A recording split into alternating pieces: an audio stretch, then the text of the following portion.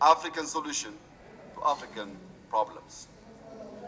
One of the earliest, most powerful expression of this principle comes from the opening statement delivered by His Imperial Majesty Haile Selassie in his address to the first summit of the OAU in May 1963. His Imperial Majesty acknowledged that future disputes among African countries were only natural, but he also advised that when disputes arise, the effort to resolve them, open quote, must be confined to this continent and quarantined from the contamination of non-African interference, close quote. Today, each time we assert and reassert the principle of African solutions to African problems, we are only applying the timeless wisdom of our forefathers for the resolution of contemporary challenges.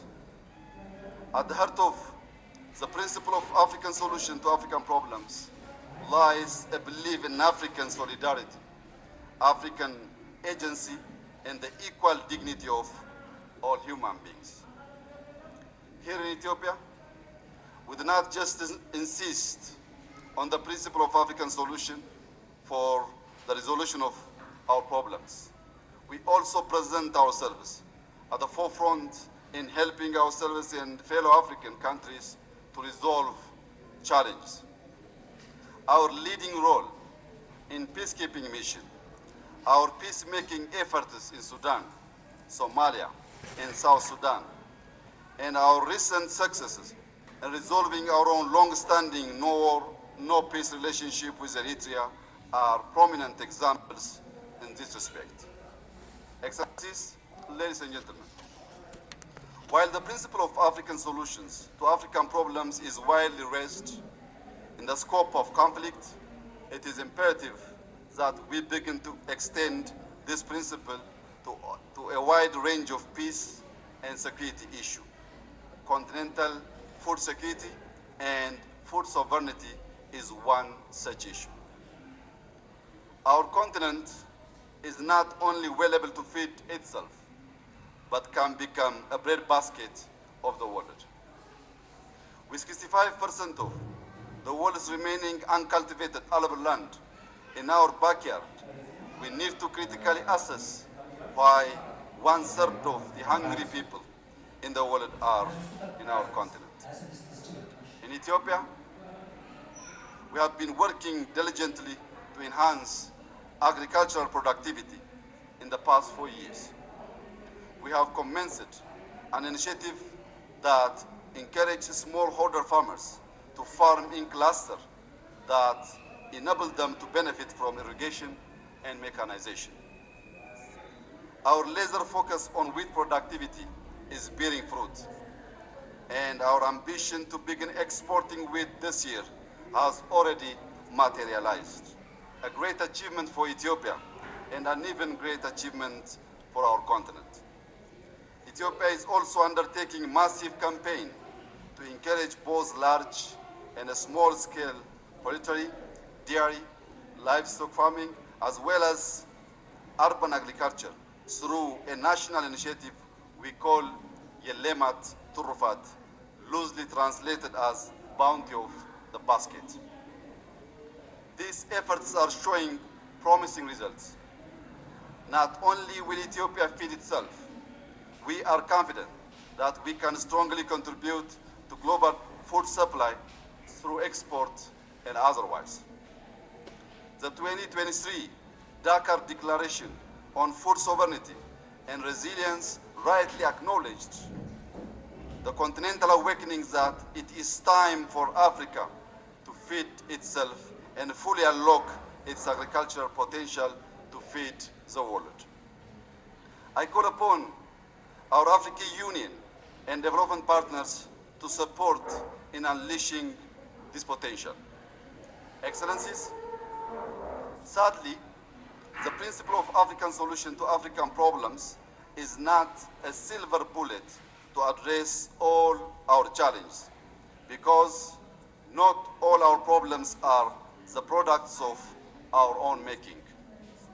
The challenge of climate change is a case in point.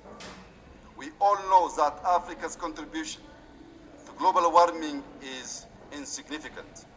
Yet climate change is already affecting Africa more severely than any other part of the world.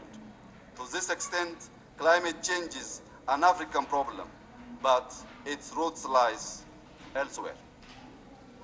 Global meetings on climate change are rich with the rhetoric of climate justice, the just transition, common but differentiated responsibilities of parties.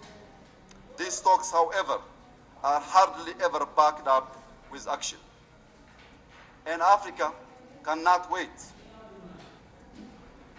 Ethiopia is definitely not waiting for a solution to come from outside.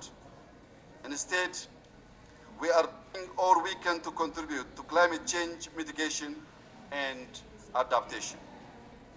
Over the past 4 years, Ethiopia's contribution through our National Green Legacy Initiative has mobilized over 25 million Ethiopians across the nation. Collectively, we have now planted well over 25 billion trees across the country.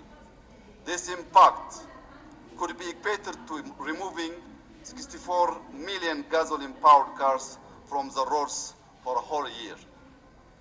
For my country, investment in environment protection is not a charity.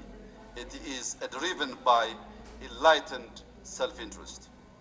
For us in Ethiopia, environmental protection is about everything we are as a society. It is about our ability to feed ourselves. It's about our ability to conserve water and other precious resources. It is about our ability to preserve peace between adjoining communities. It is about our survival as a nation. Excellencies, ladies and gentlemen, while Ethiopia's economy has been challenged by the COVID-19 pandemic, a drought, an internal conflict, and the impact of the Russia-Ukraine crisis, we have nevertheless remained resilient as a nation. Our homegrown economic reform program has also helped us to persevere.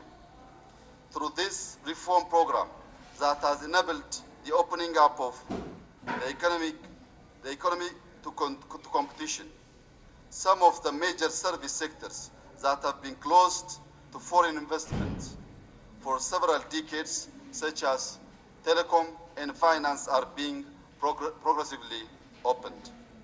We know the COVID-19 pandemic and the current global commodity shortage hurts public finance everywhere. Forced to spend on tackling the pandemic while tax revenues collapsed. Most of our countries build up unsustainable debt. Now that the pandemic is over, nearly all of us want to put our economy back on growth trajectory. But this will not happen without sufficient restructuring to make our external debt sustainable.